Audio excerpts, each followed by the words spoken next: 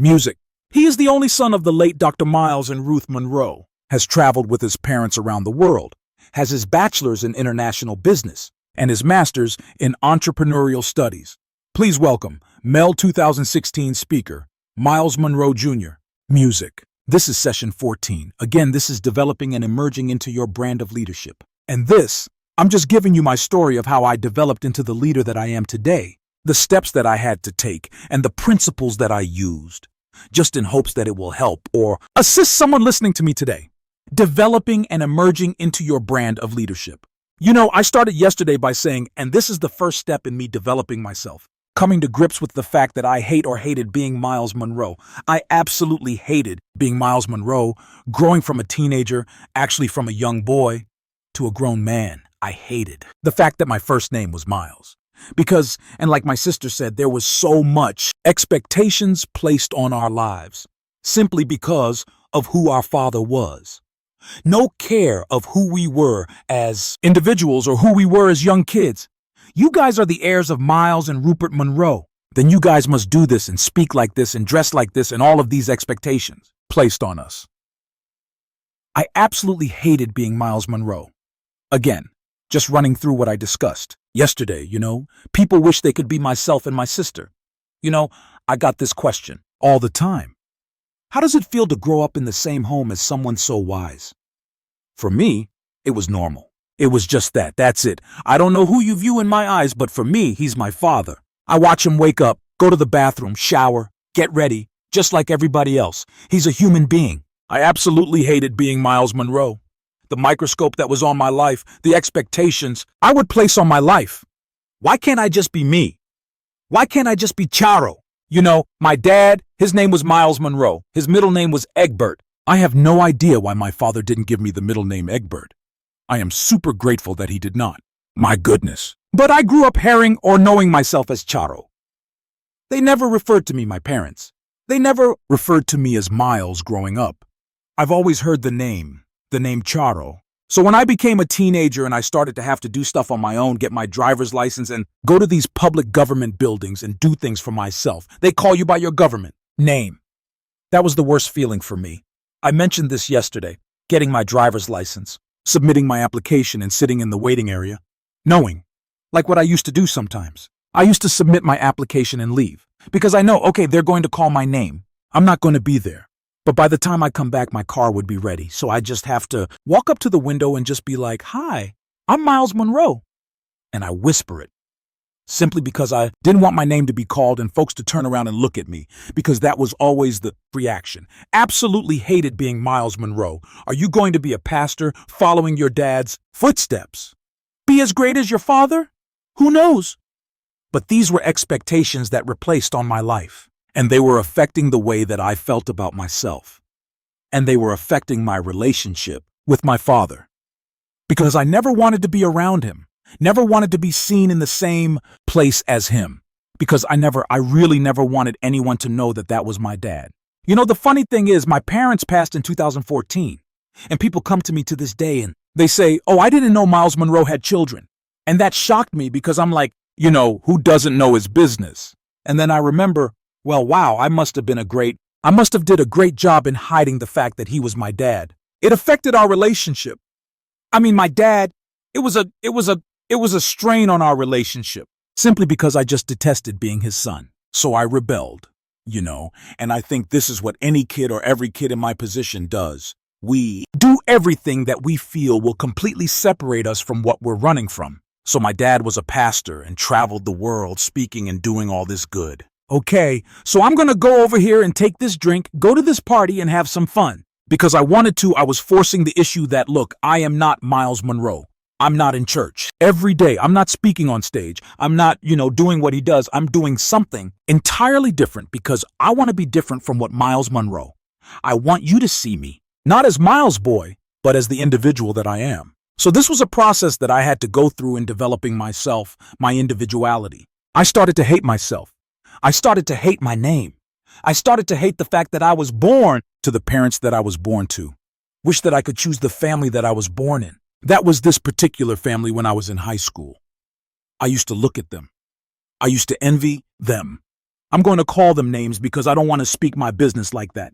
But there was this family in high school that I used to look at, and I used to be like, man, I wish I could have been born into that family. How crazy is that? All because of the expectations that I felt was on my life. And I'll expand on that point a little later. But because I hated the fact that I was Myles Munroe because I knew that I was Myles Munroe. It was my name. My name was Myles Munroe. How can I run from someone that I am? Again, same nose, but not the same nose. His nose is a bit bigger than mine. I thank my mother for giving me this little sharp point that I have. She saved me a little bit, but it's still a large nose nonetheless. Thanks. Same large head. Thank you. Same smile. I can't run from the fact that Myles Munroe was my father. And I hated that. I hated when people said, man, you look just like your dad. No, I don't. I do not. I do not look like Myles Munroe. I look like my mother. I look more like my mother. But now you look like your father. And people say today, man, the older you get, the more and more you look like your father. I still cringe at that sometimes. I've accepted it because I look like both of them, I guess. So my cousin just no, I can say that. I'm not going to speak that out myself. She said I'm going to end up like my dad with no head on top. Or a boog that, but anyway, I hated who I was. I was ashamed of me. And then in 2009, I think I made the best decision I could have made in my life. I'm just running through this just for everyone to catch up to where I want to end today. I moved them to work with my dad. And I realized Myles isn't so bad. The strain that was placed on me and my dad's life stunned it, my development as an individual, or stunned it at the person that he wanted to assist me to become, because I was running from who I really was. So coming back home to work with him, I had to learn to work with my dad. Me and my dad butted heads a lot in the first year that I came on, because we are two totally different persons. My dad is his outgoing, friendly, want to talk to everybody. Me, I am the exact opposite. Please don't talk to me. Leave me alone. I don't feel like having a conversation today. Let me just come in. Let me do my work and let me leave. But my dad taught me that I can't be selfish. As a leader, you can't be selfish. You have to adapt. You have to adjust your individuality to develop yourself as a leader. My dad taught me unconditional love, regardless of how I felt and how much I said I detested being his son. He loved me anyway. And I think that was one of the greatest lessons he could have ever taught me. My parents taught me the deafening. I've always heard the term unconditional love, but their love was truly unconditional. And I just observed him. I observed the way that he interacted with the different people that he came into contact with. And I learned so much from those interactions. I learned how to develop my interactions. I learned how to come out of my shell to be a bit more of an extrovert because I was so introverted. I learned how to start conversations. I learned how to smile when I talk. You know, Teresa mentioned yesterday that folks always thought that my mother was such a mean person. Because not intentionally, but she didn't really smile too much. But once you got to know her, you'd be like, wow, you're a really sweet person. Didn't know you were this nice. And I think I carried a bit of that with myself because, folks always told me, man, I always thought you was a mean person because you don't smile often. So I learned how to smile. I learned how to enjoy or pretend like I'm enjoying. Thank you, Jean. So I discovered a few things about developing into and emerging into a Lito. Or more importantly, I discovered how to develop into becoming Myles Munroe Jr. And I realized that the opposite of love was in hate. But it was fair. I really didn't hate being Myles Munroe. I was afraid of being Myles Munroe. I put so much expectations on myself, telling myself I could never be my father. I could never be like my father. People see him in this as this great individual who has done so many great things. How can I live up to that? So that made me afraid. Because what if I never became as great or greater than my dad? What if I failed at that goal? And this change, having a conversation with my dad in 2013 where he said, look, child, don't look at it as expectations, but look at it as a responsibility that you have. I've given you my name because I love you. Look at it as a responsibility now to take that name and take the platform that I have given you to higher heights, expand it to areas that I won't be able to. So I started with these principles yesterday. First is self-love, confidence. You could never become who you're truly supposed to become until you accept the person that you are. You have to be confident in the individual that you are, because you can't be somebody else. It's hard to be somebody else because you'll be living a lie. Everyone has gifts. Everyone has talents. Develop that gift. And that's usually the thing that you love the most, the thing that you're most passionate about. Develop your character. Your character needs to be tested. Test positive each time. Be a person of a character where folks could be able to predict which our response, your reaction, what decision you would make. You know, Talia spoke earlier about me wanting her to make more decisions. Don't lean on me for the decision making. That's something that my dad did to me that I learned from him. You know, I always used to go to my dad and ask him a question. You know, what do you think about this? What do you think about that? He never gave me an answer. Never gave me a direct answer. Always gave me a scenario. What would you do? I would answer him and then he would say, well, that's good, but here's what I would do. And here's why. You must develop your character because the gifts that you have will get you in the room, will get you on the stage, will get you in the front of people that you probably wouldn't have gotten into on front of if you weren't as talented or gifted as you are. But your character keeps you there. Your gift can only take you so far. Self-awareness. Know who you are. Know what you're good at. Know your strengths. Know your weaknesses, opportunities and threats. Once you know your strengths, one thing my dad did, my dad knew what he was good at. He taught me that I should never be the smartest person in my circle. I always want to be able to learn from the people that I'm around because I know what I'm good at. And I know what my weaknesses are. I have very little patience, so I need patient people around me. I know what I want, and I know I need to achieve it. So I need people around me that can say, look, Shar, relax, we got you. So I'm building a team around myself that allows me to strengthen my weaknesses, and I'm able to strengthen their weaknesses because my strengths are their weaknesses and vice versa. So know who you are, know what you can do, and know what you can't do. And better yourself by those things that you can do. And the best thing to do, or the best way to do that, is to surround yourselves. Surround yourself with strength, with folks that are stronger in areas that you're weak, and then self-time. For me, this is the most important. Take time for yourself to develop yourself into the individual that you are. You need to understand who you are. What gets you up every morning? What stirs your creativity? What makes you want to be and love everything that you do? So meditate, pray, take time for you. Me, my time is traveling, going to the gym, cooking, listening to music, playing sports, watching movies. So that's what I like to do. Those are the times that I take. Learn to say no. A lot of people are going to be pulling from you, asking you to do things when they want you to do it. The best word you could learn in the dictionary is no. This is my time. Falling. It's a part of developing into a great leader. We are all going to fail at something. It's inevitable that we're going to fail, but fall up.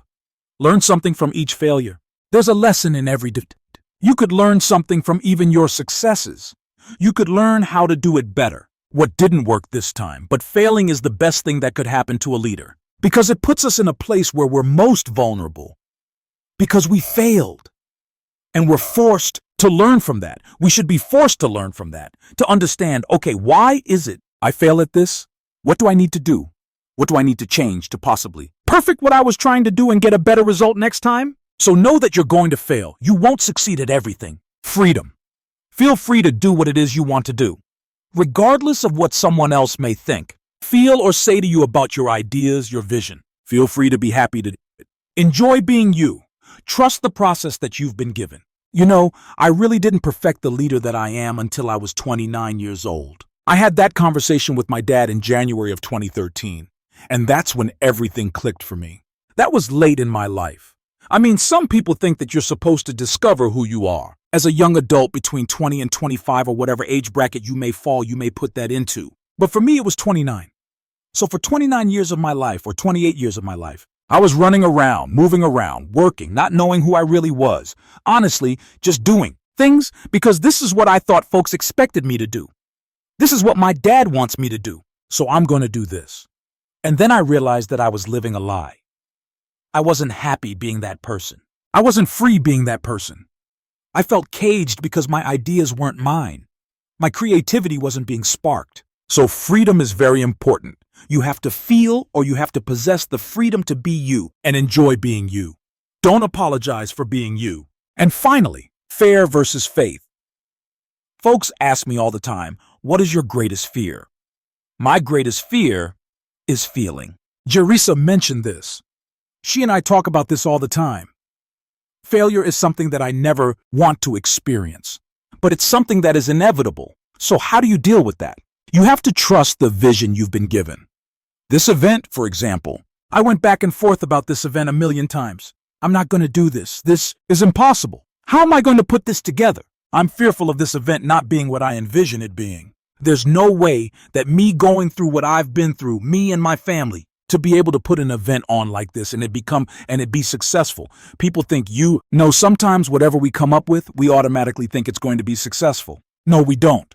I doubted myself, and Talik could attest to this. There will be days I'll come into the office and be like, man, I think I'm going to cancel Mel because I'm afraid of what the possible outcome could be. You know what fear does? Fear stunts you, and it stops you from achieving or being the individual that you are. It stops you from really being the leader that you're supposed to be. So you have to have faith. Don't run away from fear, but don't feed your fear. When you become afraid, tell yourself, it's okay. It's all right. I'm just going to trust that this vision I've been given, will be provided for. Everything is going to fall into place. I guarantee you 9 more times than not. But it really does. My dad would come to me with an idea or a project or an event and be like, okay, let's just do this. And I'd be like, okay, where are we going to get the funding? Where are we going to get the speakers? How are we going to put this event together? Just do it. And I would look at him like, what? You think I'm a magician? Like I'm just going to wave a magic wand and everything's going to come together? No. But you start the process by taking the step towards achieving that goal and then watch everything fall into place. So don't let fear stunt you. Feed your fear with faith. So I took all of these principles and learned who I was as an individual. I started hating the fact that I was Myles Munroe, hating the fact that Myles Munroe, this world-renowned pasta speaker, motivational individual consultant, was my father. But now I know who I am. I am an introvert. I am stylish. Yes, I am an emotional individual. I am passionate. I am frugal. Thank you. I'm not ashamed of it.